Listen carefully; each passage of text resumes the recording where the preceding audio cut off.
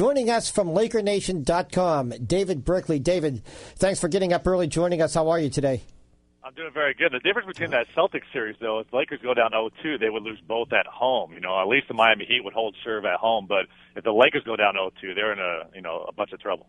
So what do the Lakers do tonight about Dirk? I mean, does Pau Gasol get more chances to try to defend him, or does Lamar Odom get that chance tonight? I hope it's Lamar Odom because Dirk has a problem with more athletic, even if they're a little bit shorter, he has more problems with athletic players. Pau Gasol, asking him to guard Dirk 20, 25 feet from the basket out on an island out there, that's sure asking a lot of a guy that is usually, makes his buddy down in the low post. So I think Phil Jackson definitely makes an adjustment. That's what he does. That's why he has 11 championships. And I think you see a lot of Lamar Odom on Dirk Nowitzki in Game 2. Well, David, I know that Kobe had 36 points last week or the other night. Is he okay? I mean, is his ankle all right, or is there more to the ankle problem than we know? No, I think he's fine. Like you talked about, he had 29 field goal attempts, and I think it's one of those things, darned if you do, darned if you don't. If he would have hit that game winner, guys, I think everybody would be crowning him, one of the best ever. He's so clutch. He's so amazing.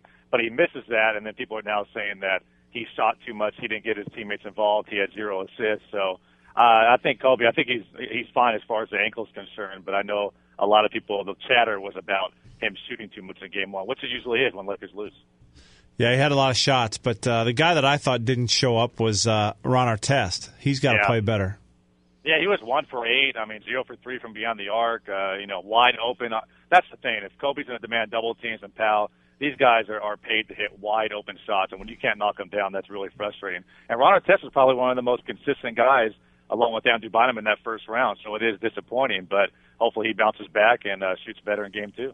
He's David Brickley at LakerNation.com. Phil Jackson going for his 4th three-peat. But in my opinion, this three-peat, if it happens, David, was the least impressive of them all because of the inconsistencies of this Lakers team. This Lakers team doesn't really remind me of the Bulls teams that won 3 straight. They seem to rip through the playoffs a lot better. Would you agree with that? No, I definitely agree, and I think it's one of those things where, when you, that's why it's so hard to repeat, and then obviously the three-peat, we don't see it too often in sports because, I think guys get a little complacent. They get that ring, and they're not as hungry anymore. And the Lakers are so talented, though. They're still the most talented team in the league. So when they put it all together out on the floor, they're unstoppable to beat. But it's just a matter, like you said, of putting it all together, and then they are the best team in the league.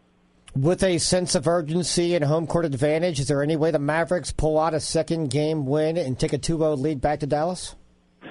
History tells us that the Lakers, when their backs are against the wall, they take care of business. But this is a different Dallas team. I don't think this is a team that choked in the playoffs in recent memory and would be out in the first round. I think they've learned.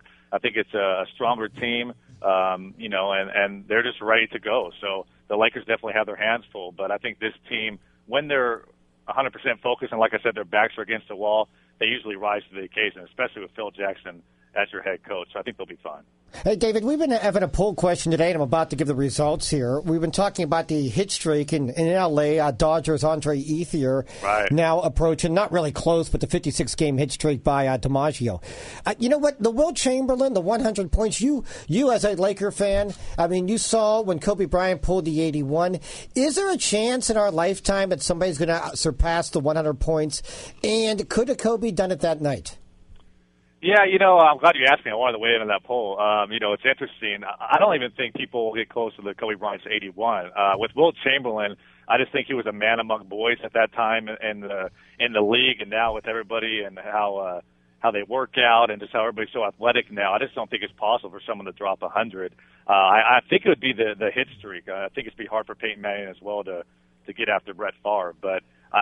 Kobe, could he have scored 100 that game? I don't think he could have. I think he gave it all he could. I know Kevin Frazier mentioned earlier that, he had 62 points in 3 quarters against the Mavericks, and if still would have left him in, I think he might have had a chance at possibly 85-90. But other than that, I don't think he even had a shot at 100. David, LakerNation.com. We can go there anytime, but you suggest folks do it right after the game tonight? Yeah, we do our post-game show with live call-ins, interacting with the fans and getting your takes. So LakerNation.com, we do that after every playoff game. Good stuff. David Brickley, thanks for joining David. us here on Fox Thanks, Sports Radio. Appreciate it.